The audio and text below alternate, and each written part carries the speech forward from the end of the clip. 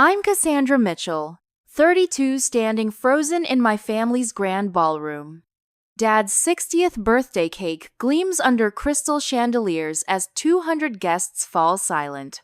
Mom's voice rings out, champagne flute raised. Rebecca will always be our true daughter. As for Cassandra, she's dead to us. The room gasps collectively. That's when the doors swing open and Jackson's 6'4" of tailored suit and unwavering loyalty, my head of security, steps in. Mom's smile falters. Game on. Before I dive into what happened next, drop a comment letting me know where you're watching from. Hit that subscribe button and like this video if you've ever had to stand up to family betrayal. Let's get into how everything fell apart and how I finally took back my power. The Mitchell name carries weight in both tech and real estate circles. My grandfather started with one small property development and built it into an empire that my father, Richard Mitchell, expanded tenfold by integrating emerging technologies. Growing up in our sprawling estate in Connecticut, my twin sister Rebecca and I were groomed to eventually take over different aspects of Mitchell Industries. We were identical in appearance, but polar opposites in personality. Rebecca was charismatic, social, the natural people person who charmed everyone she met. I was analytical, detail-oriented, and driven by innovation rather than accolades. Despite our differences, we were inseparable until we turned 17 the year everything changed.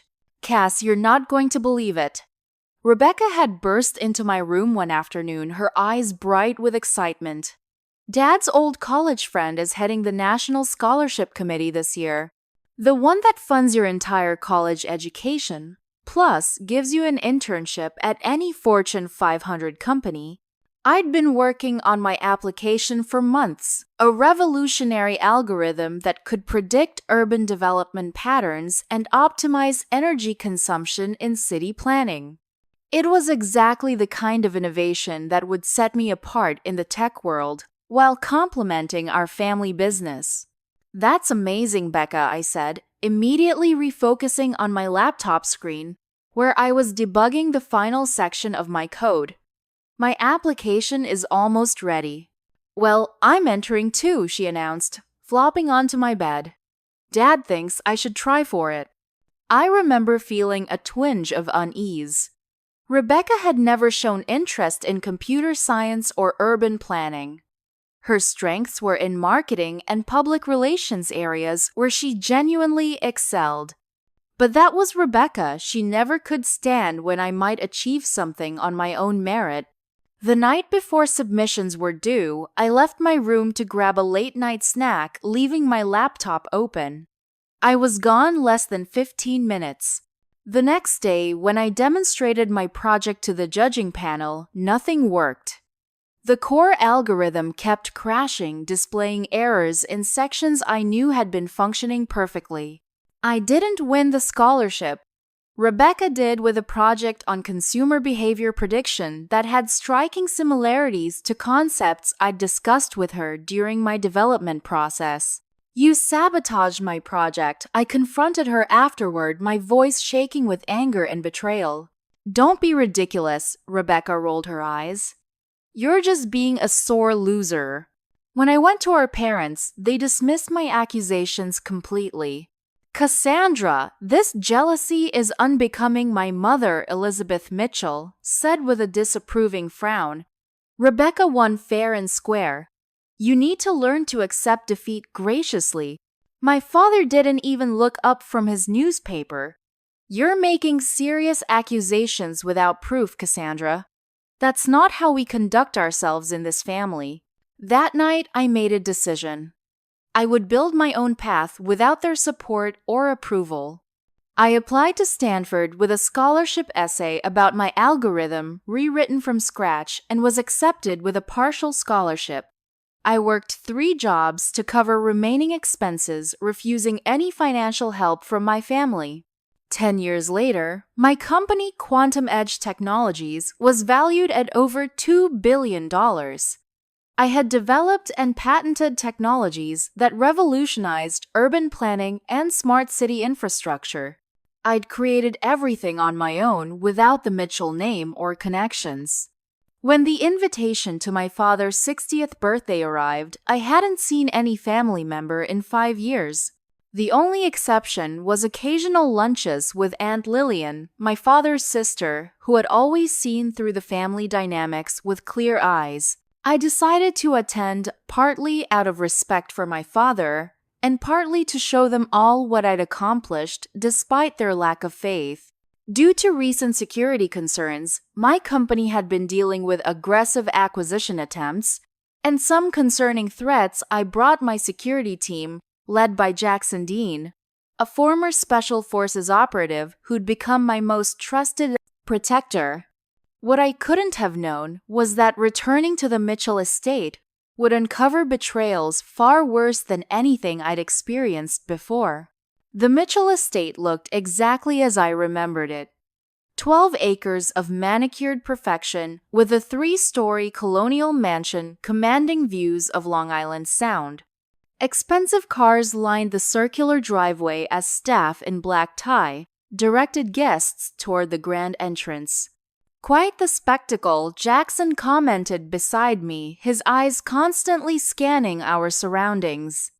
At 6'4", with broad shoulders and close-cropped dark hair, he cut an imposing figure in his tailored suit.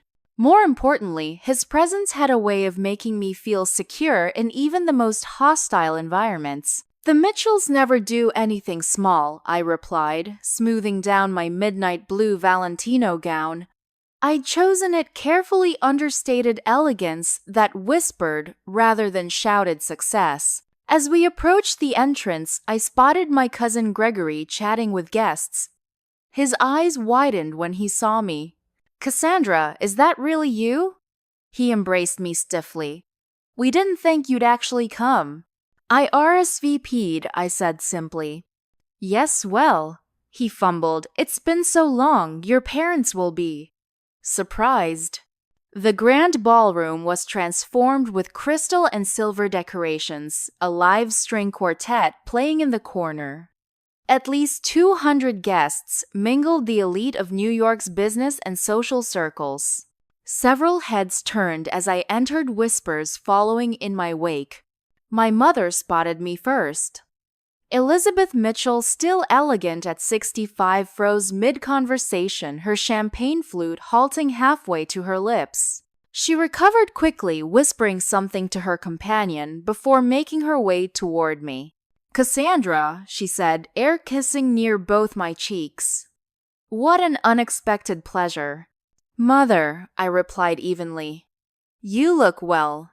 "As do you," she said, her eyes coldly assessing my appearance, lingering on the Harry Winston diamond pendant at my throat, a gift I'd bought myself after my company went public. "Your father is by the fireplace. I'm sure he'll want to say hello." Jackson stayed 2 steps behind me as I navigated through the crowd. Several guests recognized me, some from recent features in Business Insider and Forbes. The whispers intensified. My father stood holding court with several business associates. Richard Mitchell, turning 60, but looking not a day over 50, with just enough silver at his temples to convey distinguished authority. He faltered slightly when he saw me, but quickly recovered. "Cassandra," he said, extending his hand as if I were a business acquaintance rather than his daughter. "You made it." "Happy birthday, Dad," I said, ignoring his hand and kissing his cheek instead. I felt him stiffen. "Quite the success you've become," he commented. "Your technology is impressive." Before I could respond, a familiar laugh rang out nearby. Rebecca appeared with a handsome man at her side, Thomas Harrington, son of my father's oldest friend and my first serious crush in high school. My stomach tightened as they approached. "Cassie," Rebecca exclaimed, with exaggerated warmth, embracing me. "I can't believe you came." She looked exactly like me, but somehow shinier, more polished in her designer gown and perfect makeup. We shared the same chestnut hair and green eyes, but hers were lit with a calculating gleam I recognized all too well. "Rebecca," I acknowledged. "Congratulations on your engagement." I nodded toward Thomas, who had the grace to look slightly uncomfortable. "Thank you," she beamed, holding up her left hand to display a massive diamond. "Thomas and I are thinking June at the plaza. You'll come, of course?" "We'll see," I said noncommittally. The dinner was an elaborate 7-course affair. I was seated at a table far from the main family group, with distant cousins and family friends who clearly didn't know what to make of my presence. Jackson stood discreetly against the wall behind me, his eyes constantly surveying the room. After dessert was served, my mother rose for a toast.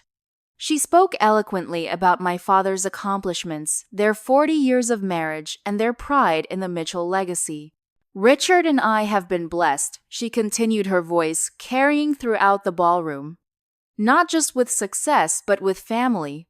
Our daughter Rebecca has been our greatest joy, recently made partner at Mitchell Industries, and soon to marry the wonderful Thomas."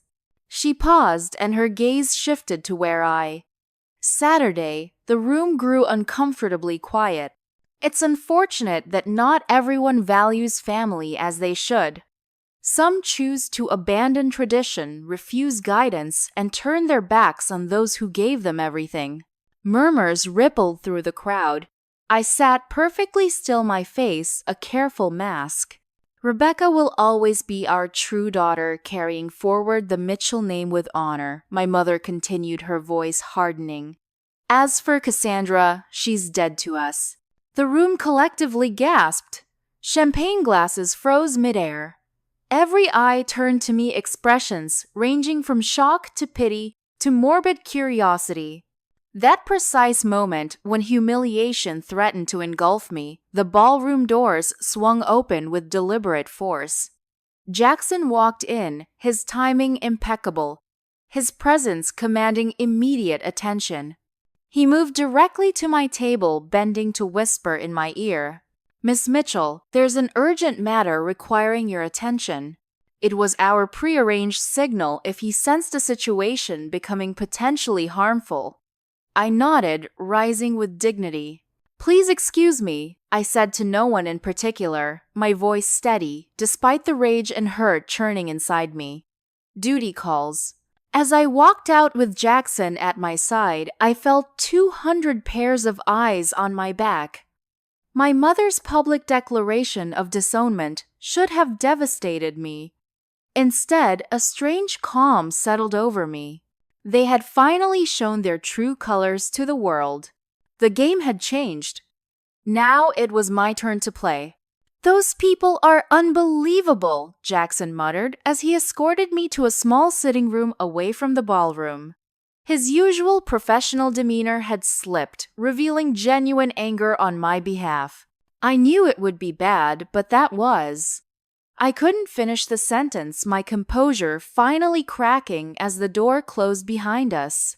"Breathe," Cassandra Jackson said, his voice gentler than I'd ever heard it.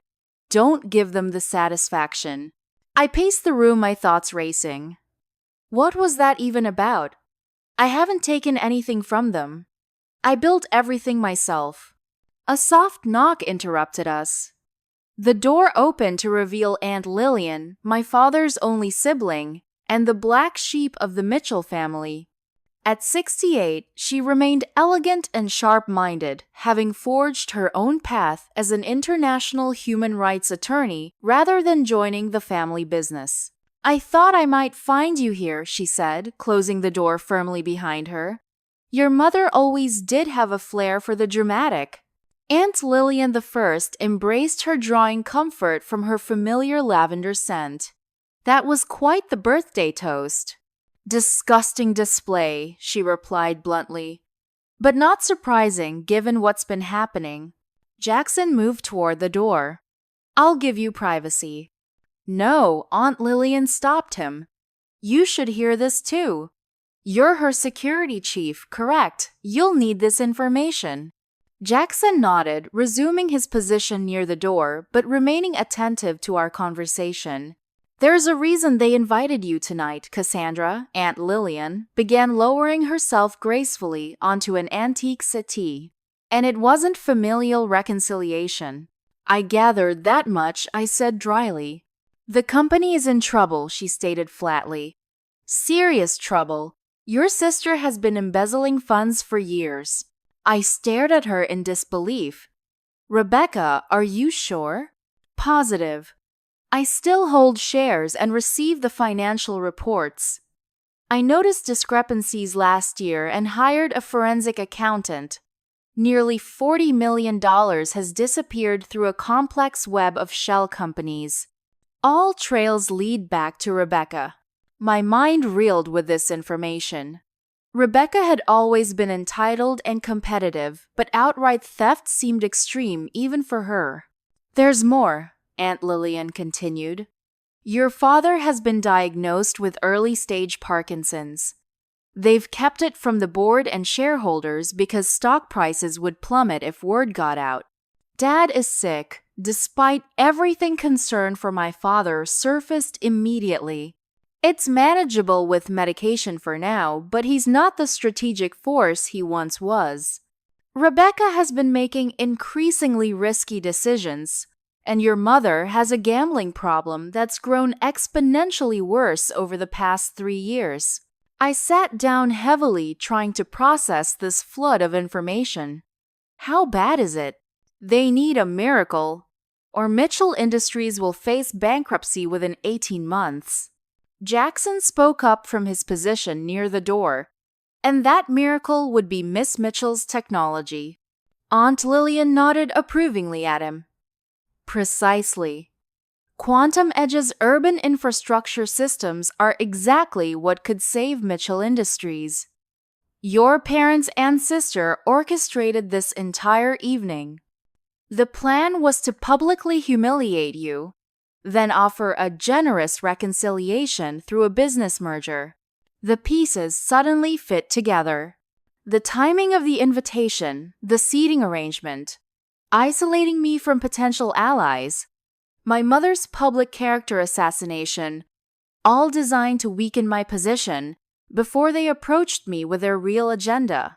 I've gathered some intelligence of my own, Jackson added, stepping forward.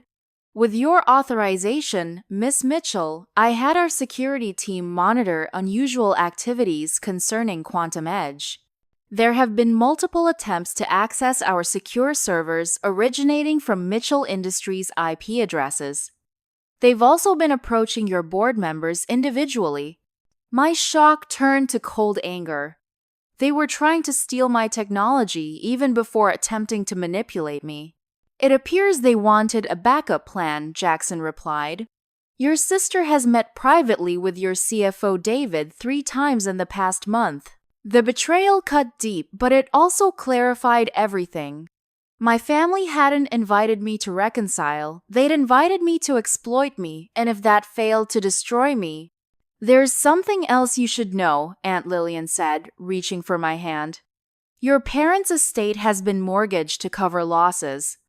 The house we're sitting in right now, it's leveraged to the hilt. They're desperate, which makes them dangerous. I stood up, smoothing my dress with newfound determination. Thank you both.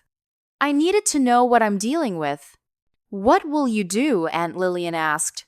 I exchanged a look with Jackson, a plan already forming between us. First, I'm going to confront them with what I know. Then I'm going to protect what I've built. As we prepared to return to the party, one thing became crystal clear. This wasn't just about family betrayal anymore. This was war. I found my mother and Rebecca in my father's study, the inner sanctum of Mitchell Industries, where major family decisions had always been made. My mother was refreshing her makeup while Rebecca texted rapidly on her phone. We need to talk, I said, closing the door firmly behind me. Jackson stationed himself outside after a questioning look from me. This was a conversation I needed to have alone. Rebecca's head snapped up, her expression shifting quickly from annoyance to practiced concern. Cassie, I'm so sorry about Mom's speech. She had too much champagne. Spare me, I replied coldly. I know about the embezzlement, Rebecca. The color drained from my sister's face. My mother's hand froze midway through applying lipstick. What ridiculous accusation is this? My mother recovered quickly, her voice sharp with manufactured outrage. I crossed to my father's desk, leaning against it casually. $40 million. Shell companies in the Caymans, Singapore, and Luxembourg. Does that sound familiar? Rebecca's eyes darted to our mother, panic evident. I don't know what you're talking about. Interesting.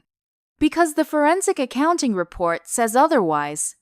It has your electronic signature on every transfer, Rebecca.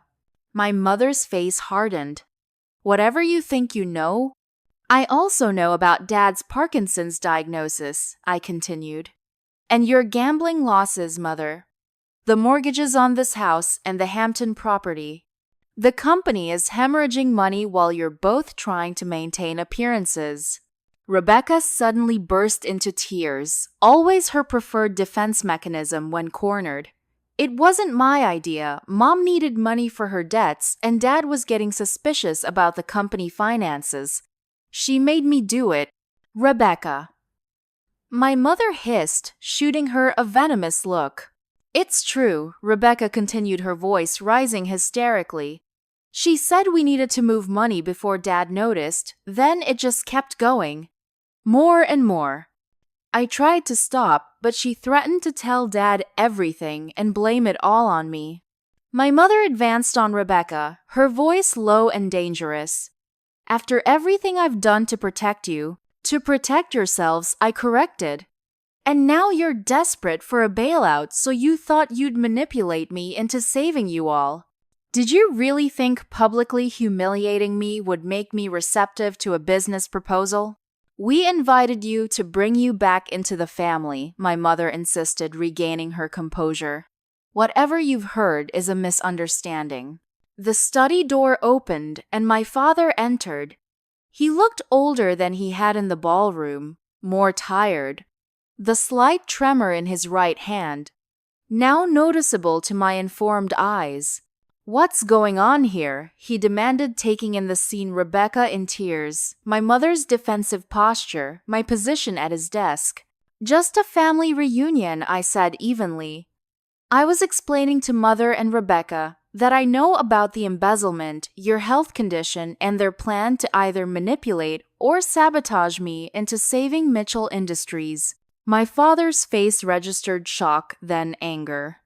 What nonsense is this? Rebecca would never— Dad, I can explain. Rebecca interjected, her entire demeanor transforming instantly. The tears stopped as if someone had turned off a faucet. She straightened her voice, becoming steady and earnest. Cassandra burst in here, making wild accusations. She's threatening us. I stared at my sister in disbelief. Are you serious right now? She said she's going to destroy Mitchell Industries if we don't give her controlling interest. Rebecca continued, her eyes wide with false innocence. She's jealous of our success of my partnership with you. She always has been.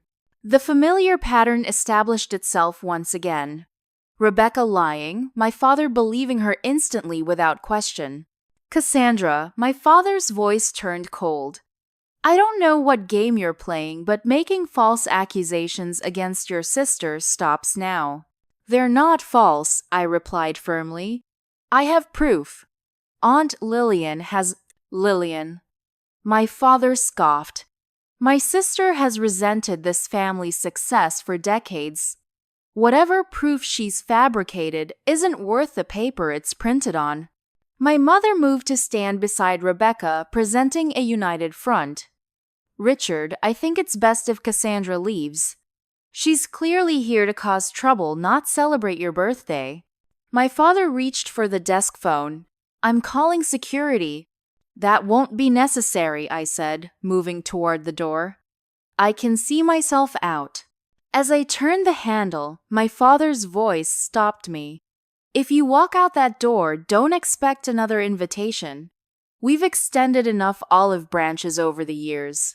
I looked back at my family, my father deceived and manipulated by the women beside him, my mother calculating her next move, Rebecca playing the victim perfectly.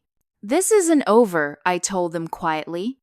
The truth doesn't stay buried forever. I opened the door to find Jackson waiting alert, as always. Behind him stood my cousin Ethan, with whom I'd spent countless summers growing up. For a moment, hope flickered. Ethan and I had once been close, sharing secrets and dreams before family dynamics drove us apart. "Cassandra," he said, his expression concerned. "Everything okay? I saw you all come in here." "Just catching up," I said carefully. "Family stuff." Ethan nodded sympathetically. "Hey, let me walk you out. This party's getting stuffy anyway." Relief washed over me at the prospect of at least one family member choosing my side. We walked down the corridor together, Jackson following discreetly behind. "I've followed your success," Ethan said conversationally. "Quantum Edge is doing amazing things. I always knew you'd make it big." "Thanks," I replied, warming to his friendly tone. "It's been a challenging road, but worth it." As we approached the main entrance, I noticed a man in a suit waiting by the door, manila envelope in hand. Jackson tensed beside me, moving slightly closer. "Miss Cassandra Mitchell," the man stepped forward.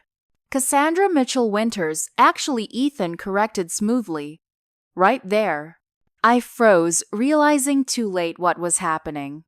Ethan had used my childhood nickname, a combination of my first and middle names that only family knew.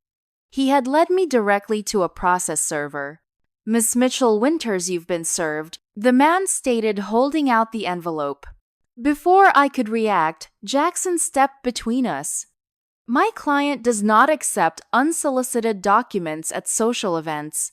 Any legal matters should be directed to her attorneys." "Sir, I just need to—" Jackson's stance shifted subtly, his voice dropping lower. "I strongly suggest you try again through proper channels." The man hesitated, intimidated by Jackson's imposing presence. "Sorry," Cousin Ethan shrugged with false regret.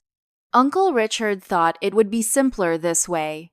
The company's filing an injunction against Quantum Edge for patent infringement. Family first, right?" The betrayal stung, even though it shouldn't have surprised me. Ethan had always ultimately sided with whoever held the most power in the family. Jackson guided me toward the exit, creating a barrier between me and the process server. "Miss Mitchell, your car is waiting." As we left the estate, I glanced back at the house that had once been my home. Behind its elegant facade, my family was plotting my destruction. They had just made the biggest mistake of their lives. "They're coming after your patents," Aunt Lillian's voice crackled with indignation over the speakerphone in my hotel suite. After the disastrous confrontation at the birthday party, I'd checked into the Four Seasons rather than returning to my Manhattan apartment, concerned about who might be watching my movements. They tried to serve me papers as I was leaving, I confirmed, pacing the length of the luxurious room. Jackson intervened, but it's just a matter of time before they file formally. "This is Richard's doing," Aunt Lillian sighed. "When cornered, he always attacks. Your mother would have preferred the slow manipulation route." Jackson entered from the adjoining room, setting his laptop on the coffee table. "I've had our security team sweep your apartment and office for surveillance devices. They found 2 listening devices in your home office and 1 in your conference room at Quantum Edge." My stomach dropped. "They've been spying on me for how long?" "Based on the technology, I'd estimate they've been in place for at least 3 months, Jackson replied, his expression grim. "We've removed them, but left them functionally intact, so whoever planted them won't know they've been discovered." Aunt Lillian cleared her throat. "Cassandra, there's something else you should know. The Mitchell family safe, the one hidden in the library behind your father's first acquisition photo, contains documents that could be vital to your defense. What kind of documents? I asked, immediately alert. Original patent applications, early development notes, corporate structure documents. Your grandfather was meticulous about keeping records, especially regarding intellectual property. If your family is claiming your technologies infringe on Mitchell Industries' patents, the proof of originality would be in that safe. Jackson raised an eyebrow. You're suggesting we break into the Mitchell estate? Not break in, Aunt Lillian corrected. Cassandra still legally has access to the property. No court has formalized any estrangement. I considered the implications. Even if that's technically true, they'd never let me anywhere near that safe now. Not with them there, no, Aunt Lillian agreed. But the annual Mitchell Foundation Charity Gala is this Friday. The entire family will be at the Metropolitan Museum for the evening. Hope flickered. The staff would still be present. Melissa Watson still manages the household, doesn't she? Aunt Lillian asked. Last I knew, I confirmed, remembering the kind-hearted woman who had often been more maternal to me than my own mother. Melissa had been the Mitchell estate manager for over 20 years. She always had a soft spot for you, Aunt Lillian pointed out. And she's no fan of your mother's. Jackson looked skeptical. You're suggesting we infiltrate a family estate worth millions, access a hidden safe, and extract documents, all without raising alarms? That's exactly what I'm suggesting, Aunt Lillian replied firmly. By the following afternoon, I had reached out to Melissa. Our conversation was cautious at first, but when I explained what my family was trying to do, her loyalty to the greater good of the Mitchell legacy won out. Your grandfather would be turning in his grave, she told me, over a secure line Jackson had arranged. He built this company on integrity. I'll help you access the study during the gala. The security staff rotation gives us a 20-minute window at 9:15 p.m. Jackson spent the next 2 days planning the operation with military precision. He brought in 2 members of his most trusted security team, Tara, a former cybersecurity specialist, and Marco, who had experience in covert operations.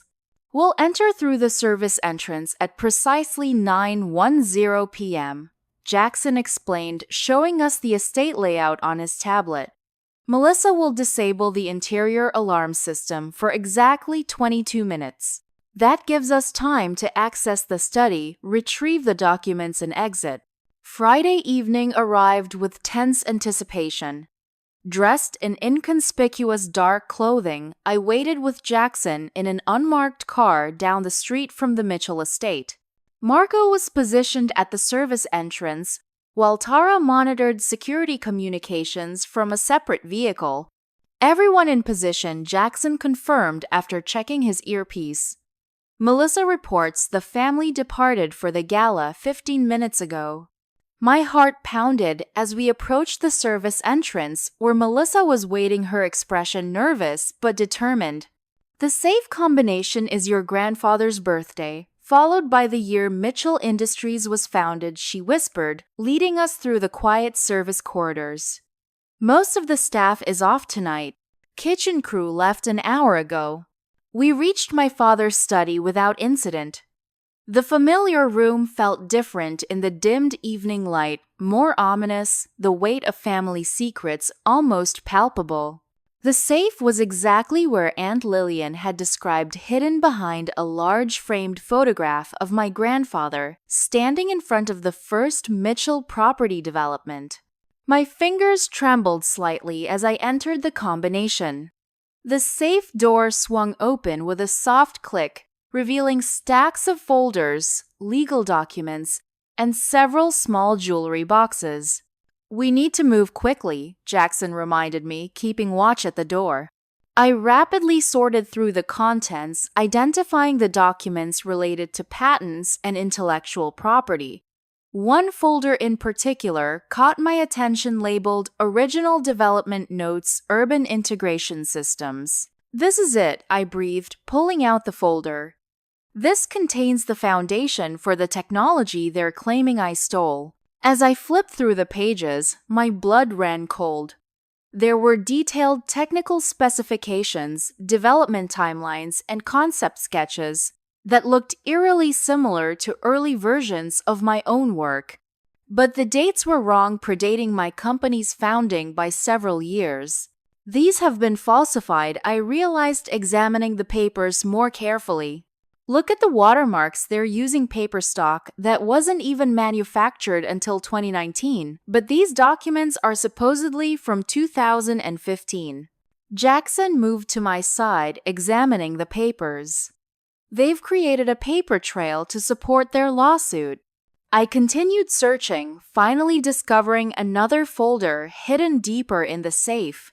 This one contained the authentic original documents with my grandfather's handwritten notes in the margins.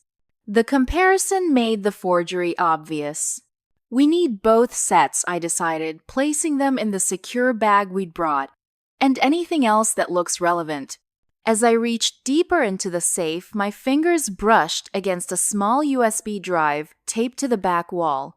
I pulled it out, turning it over in my palm. It was labeled simply, insurance. Take that too, Jackson advised. Could be critical. We finished gathering the documents and carefully closed the safe, replacing the photograph exactly as we'd found it. Melissa waited anxiously in the hallway. Did you find what you needed? She whispered. Yes, thank you, I squeezed her hand gratefully. You've taken a huge risk helping me. Your grandfather believed in doing what's right, not what's easy, she replied. I've watched what they've done to you over the years. It isn't right. We made our way back toward the service entrance, the mission nearly complete. Jackson checked his watch. 4 minutes remaining before the security rotation changes. As we turned the final corner, a figure stepped out from the shadows. My heart stuttered. It was Melissa's assistant, Ryan. Miss Mitchell, he looked surprised. I thought the family was at the gala tonight. Melissa stepped forward smoothly. Ryan, I thought you were off this evening. Forgot my phone charger, he explained, holding it up. His eyes darted to the bag I was carrying. Is everything okay? Just picking up some personal items Miss Mitchell left behind, Melissa explained. Mr. Mitchell authorized it. Ryan nodded slowly, his expression unreadable. Of course. Have a good night then. We continued toward the exit, tension thick in the air. He didn't believe us, I murmured, as soon as we were out of earshot. Let's move faster, Jackson agreed, his pace increasing. We made it to the car without incident and drove away from the estate. Relief washed over me as we put distance between ourselves and the mansion. That was too close, I exhaled, clutching the document bag to my chest. But successful, Jackson reminded me. Let's get these somewhere secure and... His phone buzzed with an incoming text. The color drained from his face as he read it. What is it? I asked, instantly alert. Terra reports multiple security vehicles just entered the Mitchell estate. They've triggered a full security sweep. My blood ran cold. How? We were careful. The only person who knew besides us was... Melissa, Jackson finished grimly. No, I shook my head in disbelief. She wouldn't betray us. She's known me since I was a child.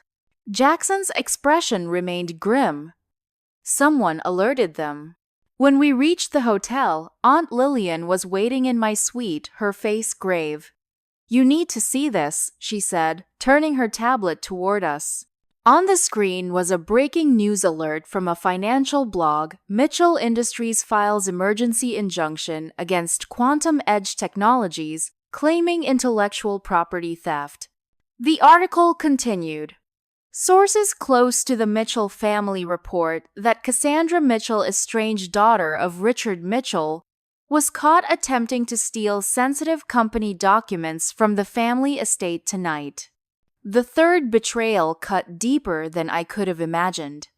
Melissa, who had dried my tears after countless family conflicts, who had smuggled ice cream to my room when I was punished for standing up to Rebecca, who had promised to help me restore my grandfather's legacy of integrity, had set me up.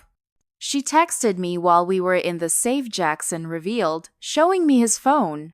Asked if we'd found what we needed. I told her yes. She must have alerted them immediately.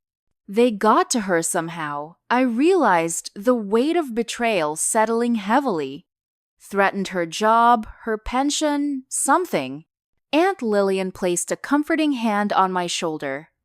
What matters now is what's on that USB drive and in those documents. They wouldn't have created forgeries if they weren't worried about the truth. I nodded, drawing strength from her confidence. They don't know we have these.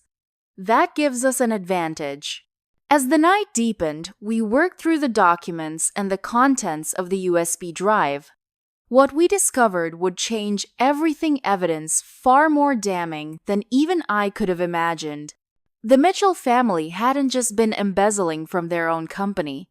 They'd been systematically stealing my intellectual property for years. The game had shifted again. Now I had proof. I stood before the executive team of Quantum Edge Technologies in our Manhattan headquarters, their expressions grave as they absorbed the information I'd just shared. The morning after our covert operation at the Mitchell estate, I'd called an emergency meeting with my most trusted leadership team. So, to summarize, said Natalie Singh, my brilliant chief technology officer, your family, is not only suing us for patent infringement with forged documents, but they've been conducting corporate espionage against us for years. That's correct, I confirmed, gesturing to the screen where we'd displayed evidence from the USB drive. The drive contained detailed reports from a private intelligence firm they hired to monitor our R&D department. They've had access to preliminary designs for projects still in development. Jackson stood at the back of the room, his presence reassuring as always. After discovering Melissa's betrayal, I'd asked him to personally oversee security for this meeting, checking each executive for recording devices before they entered. The injunction hearing is scheduled for next week, said Martin Chen, our chief legal officer. With these documents, we can not only defend against their claims, but file a countersuit for corporate espionage and defamation. That's the direction I want to take, I agreed. But first, we need to shore up our defenses. The Mitchell family won't stop at legal maneuvers. David Wells, my CFO of 5 years, cleared his throat. I'm concerned about investor confidence. News of the lawsuit has already affected our stock price. It dropped 12% at opening bell, which is exactly what they want, I pointed out. They're trying to weaken our position before attempting a hostile takeover. The meeting continued for another hour as we developed a comprehensive strategy to counter the Mitchell family's attacks. By the time we adjourned, I felt cautiously optimistic about our position. You did well in there, Jackson commented, as the room emptied. They trust your leadership. Most of them, anyway, I replied, my gaze following David as he left in conversation with our COO. Something about his demeanor during the meeting had struck me as off, too measured, too careful. Jackson noticed my attention. You're concerned about Wells? Just a feeling, I said. Have Tara run a deeper background check on him. Financial records, recent communications, unusual activity. Already on it, Jackson assured me. After finding those listening devices, I've initiated security reviews on everyone with access to sensitive information. The next few days unfolded in a whirlwind of activity. Our legal team prepared our defense against the Mitchell injunction while simultaneously building our countersuit. I conducted interviews with carefully selected financial journalists to present our side of the story, resulting in several favorable articles questioning the Mitchell family's motives. The response was swift and brutal. A prominent business website published an exposé painting me as an unstable, vindictive daughter, willing to destroy her family out of jealousy. The piece cited anonymous sources close to the family describing incidents from my past that had either been grossly distorted or completely fabricated. Our stock price continued to decline as uncertainty spread. Several major clients put pending contracts on hold until the legal issues were resolved. "They're trying to bleed us dry," I observed to Aunt Lillian during one of our daily strategy calls. "If they can create enough doubt in the market, they might force our board to consider their takeover offer." "That's Richard's playbook," she agreed. "He's done it before with competitors. But he's never faced someone who knows his tactics as well as you do." On the fourth day after our discovery of the USB drive, Jackson entered my office with a grim expression. "We have a problem. Tara's investigation into David Wells has revealed concerning information." He placed a folder on my desk. Inside were photographs of David meeting with my sister Rebecca at an upscale restaurant in Connecticut, well away from Manhattan business circles. The timestamp showed it was just 2 days ago. "There's more," Jackson continued. "Wells has been making large withdrawals from his personal accounts over the past month. And he's had multiple calls with a burner phone number that we've traced to a Mitchell Industries subsidiary." The betrayal shouldn't have surprised me, but somehow it still stung. David had been one of my first executive hires, someone I'd trusted with the financial future of the company I'd built from nothing. "Have you confronted him?" I asked, my voice steady, despite the anger building inside me. "Not yet. I wanted your decision on how to proceed. I considered our options carefully. We need to know exactly what he's told them before we act. Can we monitor his communications without alerting him?" Jackson nodded. "Tara has already implemented discreet surveillance on his work devices. But there's something else you should know. Our cybersecurity team detected an attempted intrusion into our main servers last night.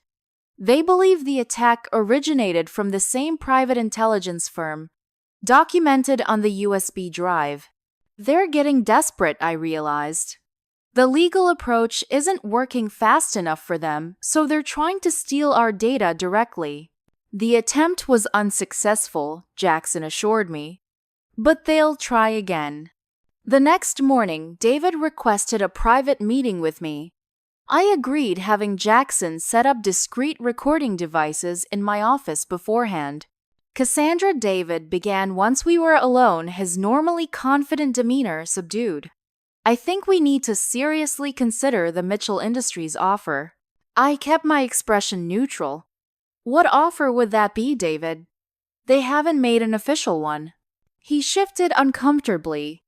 "I've had some informal conversations with industry contacts. They're prepared to offer a very generous buyout package to major shareholders, including your executive stock options. It could be worth over $100 million to you personally." "Interesting that you have this information," I remarked, "especially since my family hasn't approached me directly with any offer." David loosened his tie slightly. "Sometimes these things are better handled through intermediaries. Less emotional that way." "And you took it upon yourself to be that intermediary?" I asked, my tone hardening. "Without board authorization or my knowledge." "I was trying to help," he insisted. "This legal battle could drag on for years. Our stock price is suffering. The executive team's compensation packages are at risk." I leaned forward. "When exactly did my sister approach you, David? Was it before or after she slept with you?" His face drained of color. "What are you talking about?" "I know about your meetings with Rebecca," I said calmly. "I know about the information you've been feeding her about our operations, our financial position, our vulnerabilities. The only thing I don't know is what they have on you that made betraying me worth it." He was silent for a long moment before his composure cracked. They have evidence that could implicate me in tax fraud from my previous position. Nothing actually illegal, but enough to ruin my career if it became public. Your sister approached me 3 months ago, and you've been their informant ever since I finished for him. I tried to give them as little as possible, he claimed, just enough to keep them satisfied. While they prepared to destroy everything I've built, I said coldly, "You're fired, David. Security will escort you out. If you cooperate fully with our investigation and provide a signed statement about your interactions with the Mitchell family, we won't pursue criminal charges." The emergency board meeting that afternoon was tense but ultimately productive. I presented the evidence of David's betrayal alongside proof of the Mitchell family's corporate espionage.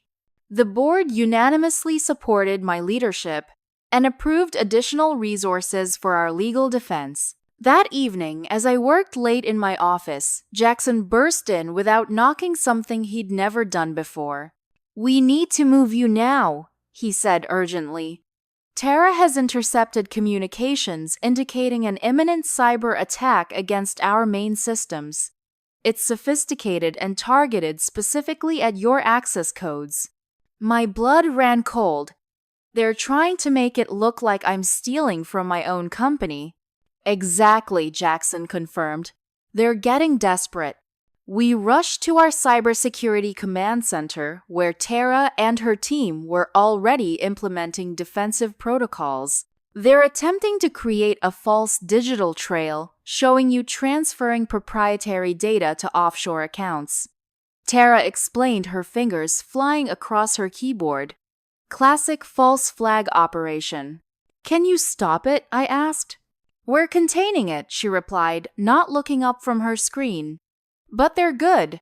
This is military-grade infiltration software, not something a corporate espionage firm would typically have access to." "They must have connections to government contractors," Jackson speculated. "Your family's influence runs deep." For the next 3 hours, we fought a digital battle against unseen enemies. Tara's team not only repelled the attack, but managed to trace it back to its source, a high-end cybersecurity firm with known connections to Mitchell Industries. "We've got them," I breathed as the attack finally subsided. "This is the evidence we needed to prove their illegal activities." Jackson placed a hand on my shoulder. "This was just one battle, Cassandra. They'll try again with different tactics." I nodded, exhaustion finally catching up with me. "But now we know how far they're willing to go, and we're ready for them." As dawn broke over Manhattan, I stood at my office window looking out at the city awakening. The Mitchell family had tried to destroy me through manipulation, legal attacks, public humiliation, and now cyber warfare. They had turned those I trusted against me and attempted to steal what I had built through my own hard work. But they had underestimated me. They still saw me as the young girl who had left home in tears after Rebecca's betrayal. They didn't understand that each betrayal had made me stronger, more determined, more resilient. The final confrontation was coming, and this time, I would be the one setting the terms. "The Mitchell Trust documents are fascinating reading," Grace Alvarez remarked, adjusting her glasses as she reviewed the papers spread across the conference table. I had hired Grace, one of New York's most formidable corporate attorneys, immediately after discovering David's betrayal. With her reputation for both legal brilliance and absolute discretion, she was exactly who I needed for the battle ahead. How so, I asked, grateful for any advantage we could find. "Your grandfather, Alexander Mitchell, was clearly concerned about future generations mismanaging his legacy," Grace explained, holding up a yellow document from the 1970s. "He included unusual clauses in the family trust that I don't think your parents or sister are aware of."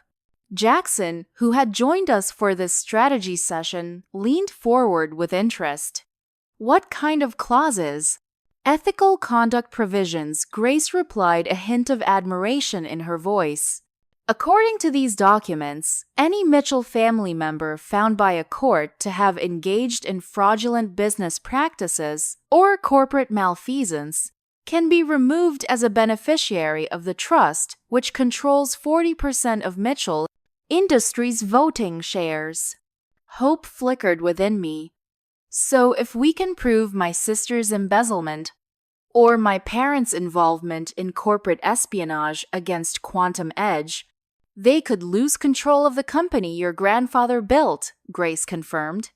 The shares would transfer to the next eligible family member who hasn't violated the ethical conduct clauses. That would be Cassandra Aunt Lillian, added from the video screen where she was joining our meeting remotely. I sat back processing this revelation. My grandfather built in a failsafe to protect his company from exactly the kind of behavior my family is currently engaging in. Alexander Mitchell was evidently a principled man, Grace observed. Unlike his son, he was, Aunt Lillian confirmed. Richard idolized our father, but never truly understood him. Alexander built his business on relationships and integrity. Richard saw only the power and wealth it created. Grace gathered the trust documents. This gives us a multi-pronged legal strategy. We fight the injunction with the evidence of forged patents, file our countersuit for corporate espionage and defamation, and simultaneously petition the trust administrators to review the ethical conduct violations. The trustees are 3 partners from my father's law firm, I pointed out. They won't act against him. They're also bound by fiduciary duty, Grace countered. With enough evidence, they'll have no choice but to follow the trust provisions or face liability themselves. As Grace continued outlining our legal approach, Jackson received a text message that drew his attention away from the conversation. His expression grew increasingly serious as he exchanged several messages with someone. "What is it?" I asked, noticing his concern. "One of my contacts at the private intelligence firm we traced to the Mitchell family just sent me something interesting," he replied, looking up from his phone. "They're willing to provide documentation of all surveillance activities conducted against Quantum Edge in exchange for immunity from our countersuit." A whistleblower, Grace asked, immediately alert to the legal implications. "Someone who recognizes which way the wind is blowing," Jackson confirmed. "They've provided a sample document to prove they have access to what they're claiming." He slid his phone across the table so Grace and I could view the image, a partial scan of a contract between Mitchell Industries and the intelligence firm bearing my father's signature authorizing surveillance activities against Quantum Edge. "This could be decisive evidence," Grace murmured.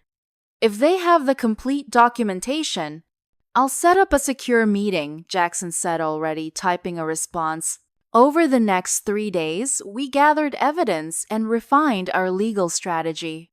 The whistleblower from the intelligence firm provided a trove of documents confirming the Mitchell family's systematic campaign against my company. Meanwhile, Grace's team discovered additional trust provisions that could work in our favor, including language about preserving the Mitchell legacy of innovation and ethical leadership.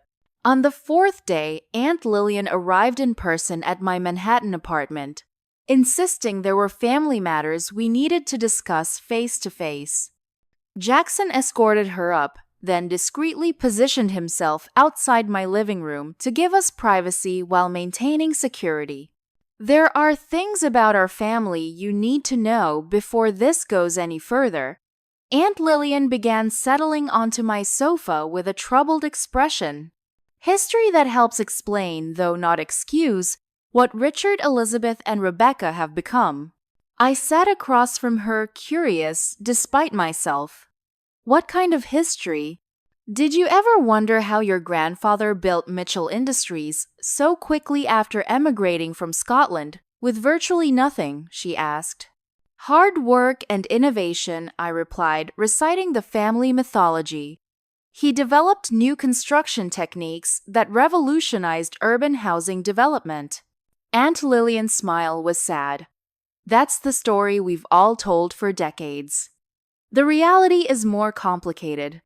Your grandfather's initial funding came from his business partner, Harold Jenkins. They started the company together. I've never heard of any Harold Jenkins, I said, confused. Exactly, Aunt Lillian nodded grimly. Because when their first major development succeeded beyond expectations, my father forced Harold out of the company, used legal technicalities to void his ownership stake. The revelation struck me like a physical blow. Our family fortune began with a betrayal. I'm afraid so, Aunt Lillian confirmed. Harold died in poverty a few years later, his contributions erased from the company history. It haunted your grandfather for the rest of his life. Those ethical provisions in the trust, they were his attempt at atonement, ensuring future generations couldn't repeat his sins. And yet here we are, I said quietly. There's more, Aunt Lillian continued. Your father witnessed how his father built the company. Despite Alexander's later regrets and attempts to instill better values, Richard learned the original lesson too well that power comes to those willing to take what they want, regardless of who gets hurt. She reached for her purse, removing a small photo album. This is why I really came to see you. These belong to your grandmother. Inside were photographs I'd never seen my father as a young man, alongside a strikingly familiar face. That's Thomas Harrington's father, I realized, studying the image. James Harrington, Aunt Lillian confirmed. Your father's best friend and business partner when they first joined Mitchell Industries. Together, they developed the technological division that transformed the company from real estate to a diversified conglomerate. What happened to him, I asked, though I suspected the answer. Richard pushed him out just as Alexander had done to Harold Jenkins. Used James's research and patents, while ensuring legal ownership remained solely with Mitchell Industries. History repeating itself. I continued flipping through the photos, stopping at one showing my mother as a young woman, her arm around another young woman with a bright smile. Who's this with mother? Catherine Spencer, Elizabeth's roommate at Vassar and her closest friend. She introduced Elizabeth to Richard. Aunt Lillian's expression darkened. Catherine later developed a promising urban planning technology. Elizabeth convinced her to pitch it to Mitchell Industries rather than seek independent backing. Once Richard saw the potential, let me guess, I interrupted bitterly. He took her idea and cut her out. With Elizabeth's help, Aunt Lillian confirmed. It was their first betrayal as a couple, the foundation of their relationship. The pattern was unmistakable now. 3 generations of Mitchells, 3 cycles of betrayal and theft. My parents had learned from their parents, and Rebecca had learned from them. Even Thomas Harrington's involvement with Rebecca suddenly made perfect sense, the children of the betrayer and the betrayed continuing the cycle. Why are you telling me this now? I asked Aunt Lillian. Because you need to understand what you're truly fighting, she replied earnestly. This isn't just about saving your company or getting justice for yourself. It's about breaking a generational pattern of betrayal that has defined our family for decades. I sat in silence, absorbing the weight of this family history I'd never known. All my life I'd believed I was the exception in the Mitchell family, the outsider who didn't belong. Now I understood that I wasn't the exception. I was the target just as Harold Jenkins, James Harrington, and Catherine Spencer had been before me. There's something else, Jackson said from the doorway, his expression troubled. I hadn't even noticed him enter. I've been doing some research of my own into the Mitchell family history. What is it? I asked, noticing a personal edge to his normally professional demeanor. My father, William Dean, worked for Mitchell Industries in the 1992, Jackson revealed. He developed a security integration system that your father promised would revolutionize the company's residential developments. After the successful pilot project, William was terminated. The technology was implemented company-wide with no credit or compensation. I stared at him in shock. Your father was another victim of my family. I didn't take this job with you because of that, Jackson clarified quickly. I didn't even make the connection until we began investigating the pattern of intellectual property theft. But yes, my father lost everything. He never recovered professionally. The revelation cast our working relationship in an entirely new light. Why did you stay once you realized who I was related to? Because you're nothing like them, Jackson said simply. You built something real, something legitimate, and now you're fighting to protect it, not steal from others. That matters to me. His words touched something deep within me, reinforcing my resolve. This wasn't just a corporate battle or family squabble anymore. It was about justice for generations of innovation, stolen lives, disrupted, and potential squandered. We need to end this cycle, I said, firmly looking between Jackson and Aunt Lillian. Not just for me or Quantum Edge, but for everyone who's been hurt by the Mitchell family's predatory patterns. The question is, Aunt Lillian replied gently, can you do it without becoming what you're fighting against? Revenge has a way of transforming the Avenger.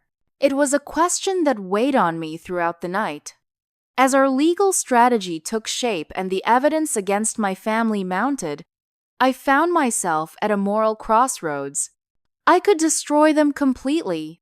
The evidence we'd gathered would not only strip them of control of Mitchell Industries, but could lead to criminal charges against Rebecca for embezzlement and my parents for corporate espionage. But would that make me any different from them? Using power to crush opponents, even if they deserved it? Or was there another way to achieve justice while breaking the cycle of destruction that had defined the Mitchell legacy for too long? By morning, I had made my decision. It wasn't enough to win this battle. I needed to change the game entirely. The Mitchell Industries headquarters occupied the top 15 floors of a gleaming skyscraper in Midtown Manhattan. I had spent my childhood visiting my father's corner office on the 50th floor, dreaming of the day I might have one of my own.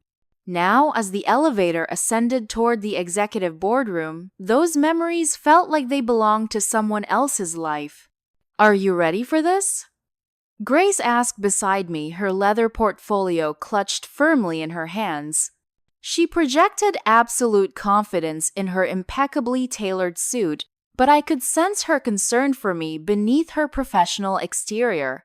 As ready as I'll ever be, I replied, smoothing down my own suit jacket.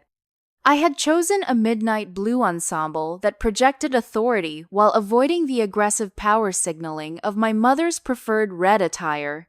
Jackson stood on my other side, his posture alert but relaxed. Behind us were 2 other members of my security team and 3 associates from Grace's law firm, each carrying briefcases containing evidence we had meticulously organized. The emergency shareholder meeting had been called by the Mitchell Industries board after our legal team filed our countersuit and petition to the trust administrators. The timing was perfect, catching my family off guard, just as they thought their injunction against Quantum Edge was proceeding smoothly. Remember, Grace murmured, as the elevator doors opened, we present the evidence methodically.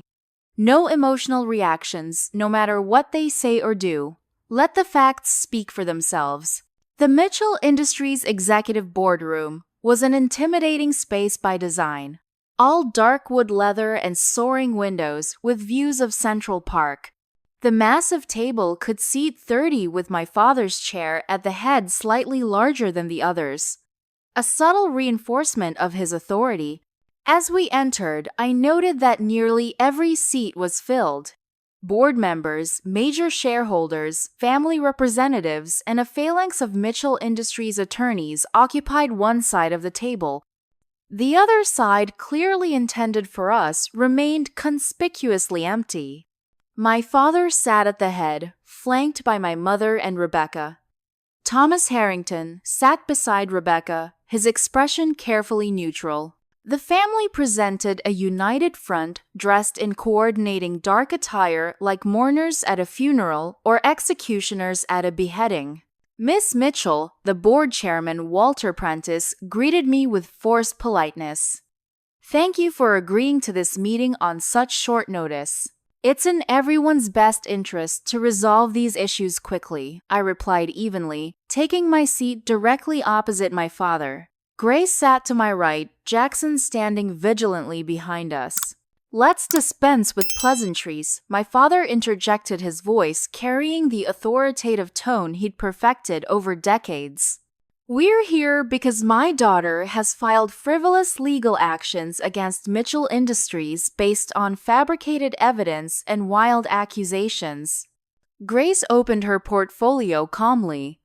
"Actually, Mr. Mitchell, we're here because your family has engaged in a systematic campaign of corporate espionage, financial fraud, and defamation against my client and her company." My mother's perfectly composed face showed a flicker of concern quickly masked.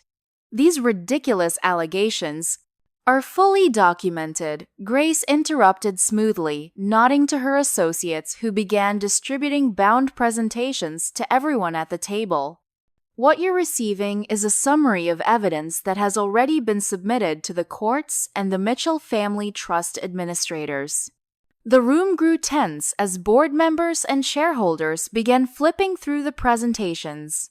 The documentation was comprehensive financial records showing Rebecca's embezzlement contracts with the private intelligence firm signed by my father, evidence of the forged patent applications, and testimony from the whistleblower detailing the surveillance operation against Quantum Edge. "This is outrageous," Rebecca sputtered, her face flushing. "These documents are obviously fake. Every item has been authenticated by independent forensic experts," Grace countered. "The originals are in secure storage, available for court-ordered examination." My father maintained his composure, but I could see the calculations happening behind his eyes as he assessed the situation. Thomas looked increasingly uncomfortable, edging slightly away from Rebecca. Even if there were irregularities in certain business operations, my father said carefully, they were conducted for the benefit of Mitchell Industries and its shareholders.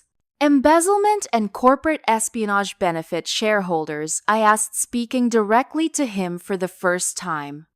"Or do they benefit family members who've been mismanaging company assets for personal gain?"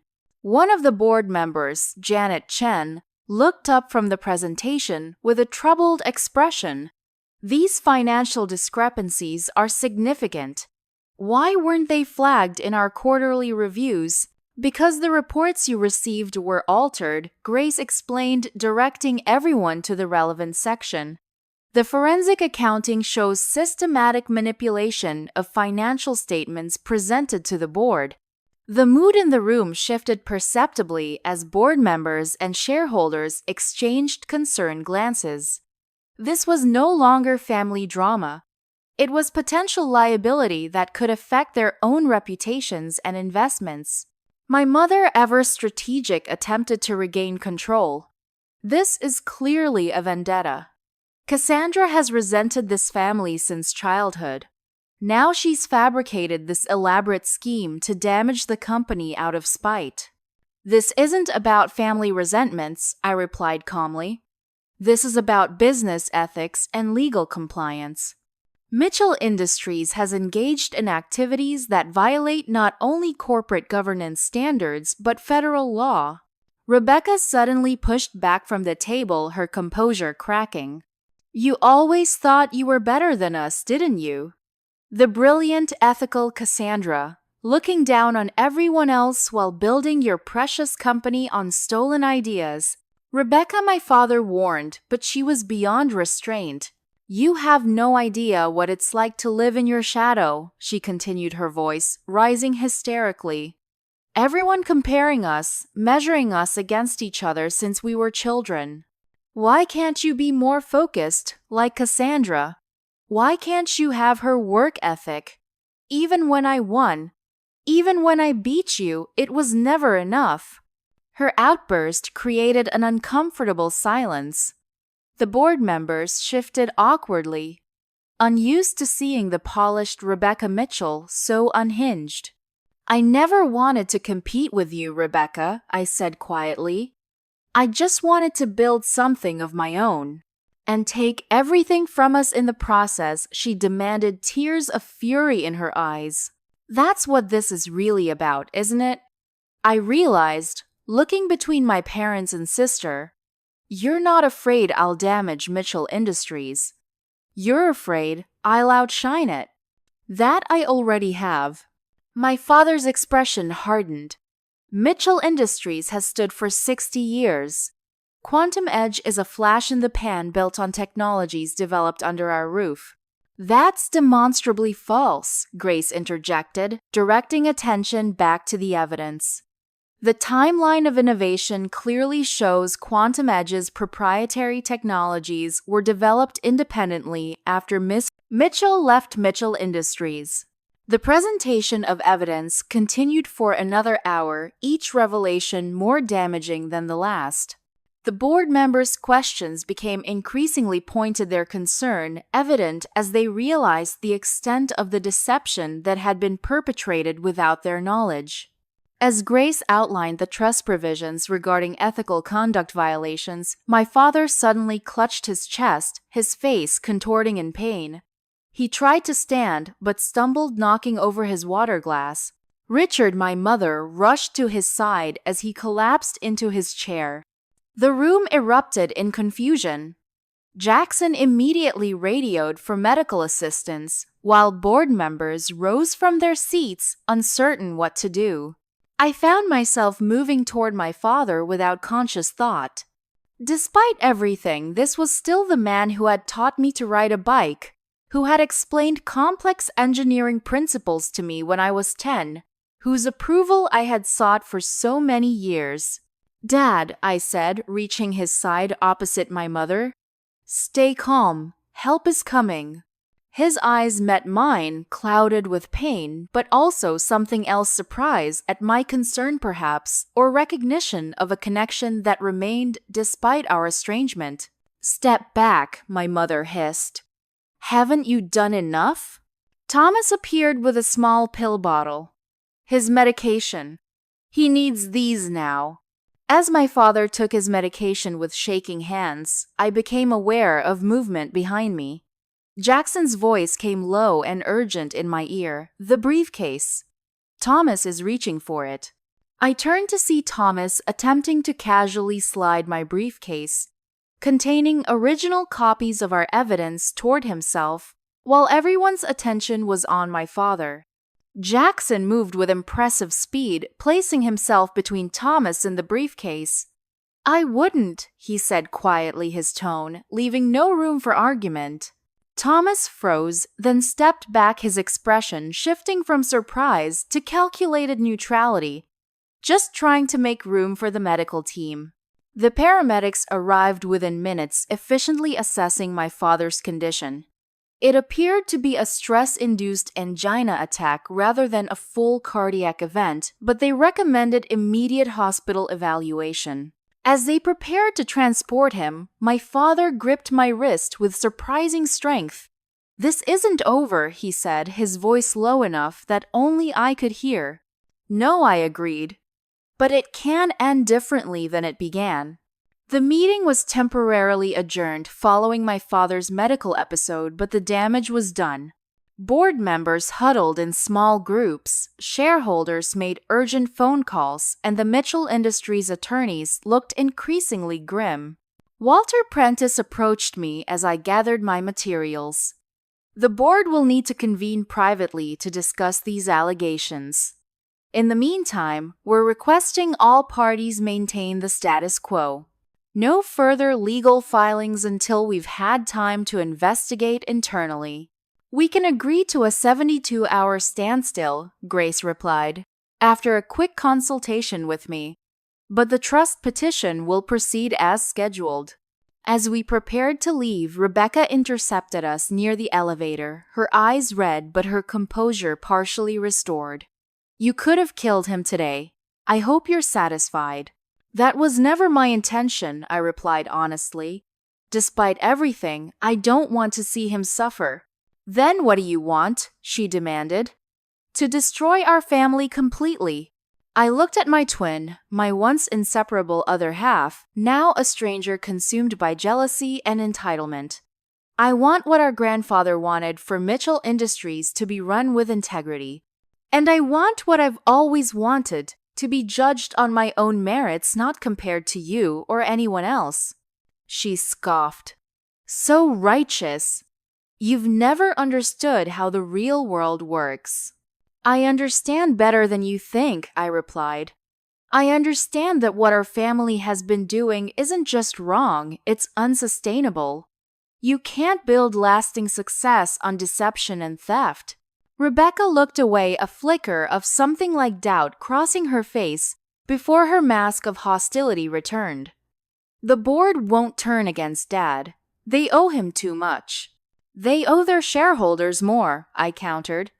And now they know the risks of continuing to support practices that could lead to criminal charges. As the elevator doors opened, I had a sudden impulse. It doesn't have to end this way, Rebecca. There could still be a place for you in whatever comes next. She looked genuinely startled. Why would you offer that after everything? Because despite it all, you're still my sister, I said simply. And I think Grandfather would have wanted us to try to break the cycle. The elevator doors closed on her conflicted expression, leaving me to wonder if I'd made a strategic error or taken the first step towards something new. That was unexpected, Grace commented as we descended. Offering an olive branch in the middle of battle. Sometimes the unexpected move is the most effective, I replied, thinking of my grandfather's ethical provisions hidden within the trust, his attempt to create a different future from his past mistakes. Jackson's phone buzzed as we reached the ground floor. The trust administrators have agreed to an emergency meeting tomorrow morning, he reported after checking the message. They're taking the ethical conduct violations seriously. Of course they are, Grace said with satisfaction. The evidence is irrefutable.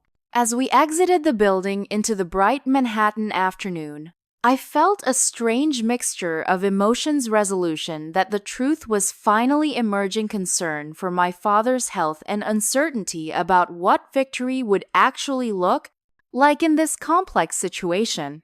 The Mitchell family had operated by one set of rules for generations: take what you want, eliminate those who stand in your way, protect power at all costs. I had come to this confrontation prepared to beat them at their own game, to finally claim the victory and vindication I'd been denied for so long. But standing in the shadow of Mitchell Industries headquarters, I wondered if there might be a different kind of victory, one that broke the cycle rather than perpetuating it.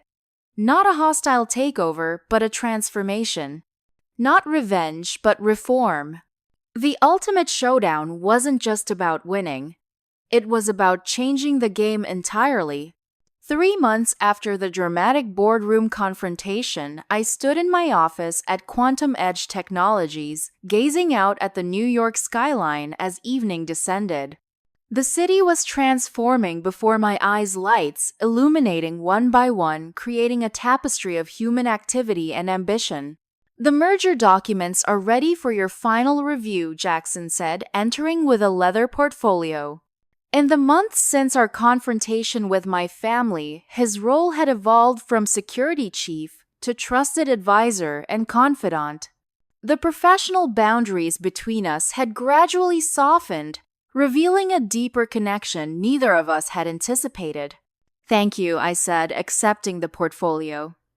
Is everything in order with the trust provisions? Grace confirmed.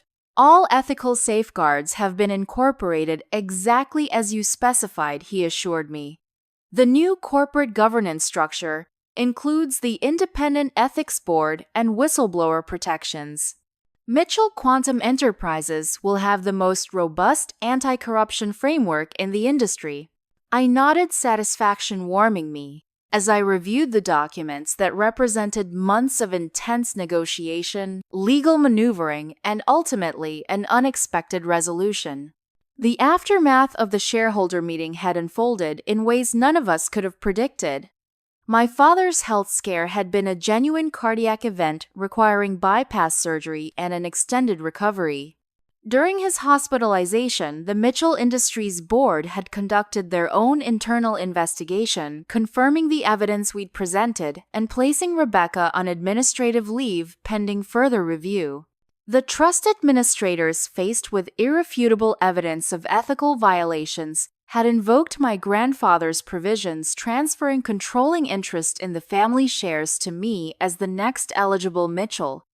Rather than using that control to exact revenge, I had proposed a merger between Mitchell Industries and Quantum Edge that would preserve jobs, stabilize both companies, and implement comprehensive governance reforms. "How is your father's recovery progressing?" Jackson asked, his tone carefully neutral.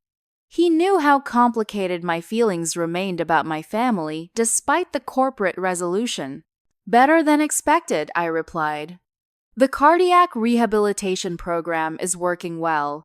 He's even starting to acknowledge that the stress of maintaining the deception contributed to his condition. I had visited my father weekly during his recovery. Awkward encounters that gradually evolved into cautious conversations about the future of the merged companies, then tentatively about our past, and the patterns that had shaped our family." He was far from fully acknowledging his wrongs, but there were moments of clarity that offered hope for eventual understanding. "And your mother?" Jackson inquired. Adapting to reduced circumstances with surprising resilience, I said with a wry smile. The investigation had uncovered the full extent of my mother's gambling addiction, resulting in her agreement to enter treatment as part of our settlement. She had been removed from any operational role in the company, but maintained a comfortable lifestyle conditional on her continued treatment and financial transparency. "Rebecca is waiting in the conference room," Jackson reminded me gently. Her first day as head of the new Mitchell Foundation. The Mitchell Foundation had been my solution for Rebecca, a philanthropic organization funded by the merged company that would focus on supporting ethical innovation and education in underserved communities. It kept her connected to the family legacy while channeling her talents into constructive rather than destructive pursuits. Our relationship remained strained, but professional interaction had slowly defrosted the worst of the hostility. Rebecca's engagement to Thomas had ended when his opportunistic nature became clear to her during the legal proceedings. That shared betrayal had created an unexpected point of connection between us, a mutual understanding of what it meant to be used by someone you trusted. "I'll meet with her shortly," I promised. "First, I want to finalize the scholarship program parameters." The Cassandra Mitchell Scholarship for Technological Innovation was perhaps the achievement that gave me the most personal satisfaction, a program that would fund education and mentorship for promising students from disadvantaged backgrounds.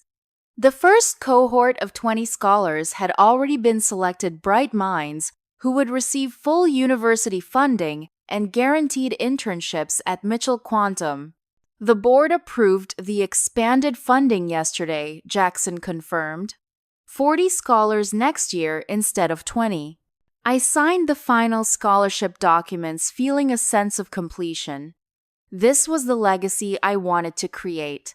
Not one of competition and betrayal, but of opportunity and ethical innovation. "Your grandfather would be proud," Aunt Lillian had told me last week over lunch. "You've done what he couldn't, broken the cycle." A soft knock at the door announced Grace's arrival. "Everything set for the announcement tomorrow." "Just finalizing the details," I confirmed. "How are the remaining legal issues progressing?" "The SEC investigation into the previous administration is proceeding, but our cooperation has been noted favorably," she reported. The amnesty program for employees who come forward about past ethical violations has been surprisingly successful. It's giving us a clear picture of what needs to change in the corporate culture. The strategy of transparency and reform, rather than retribution, had initially been met with skepticism from some quarters, but was proving more effective than even I had hoped. Employees who had been caught in my family's web of deception were finding paths to redemption, while those who had enabled the worst abuses were being held accountable. And Thomas, I asked, thinking of the final loose end. Agreed to the settlement, Grace confirmed. Full cooperation with investigators in exchange for immunity from prosecution. His father has been in touch, apparently wants to reconnect after learning how history repeated itself. I nodded, thinking of James Harrington, another victim of my father's predatory business practices. There was something poetic about the son helping to expose the pattern that had harmed his father decades earlier. As evening deepened outside my window, I gathered the documents for tomorrow's press conference. The merger announcement would mark the official beginning of Mitchell Quantum Enterprises, a company built on the best parts of both organizations with safeguards to prevent the abuses of the past. Jackson waited as I collected my things, his presence reassuring as always. Our relationship had evolved in unexpected ways during these tumultuous months. What had begun as a professional security arrangement had developed into partnership, then friendship, and recently something deeper that neither of us had yet fully defined. "Ready for dinner?" he asked, as I switched off my desk lamp. "Actually, I'd like to make one stop first," I replied. 30 minutes later, we stood before a simple granite headstone in the quiet cemetery where my grandfather was buried. I placed a single white rose on the grave, then set down a framed copy of tomorrow's press release announcing the merger and the new ethical governance framework. I thought he should know first, I explained to Jackson, who waited respectfully nearby. He tried to prevent all this with those trust provisions. He saw the pattern, but couldn't quite break it himself. "But you did," Jackson said quietly. With a lot of help, I acknowledged, thinking of Aunt Lillian Grace, the whistleblower, and most of all Jackson himself. I couldn't have done it alone. As we turned to leave, Jackson hesitated, then spoke in a more personal tone than he usually allowed himself. "When I took this job, I was motivated partly by my father's history with your family. I wanted to see justice done.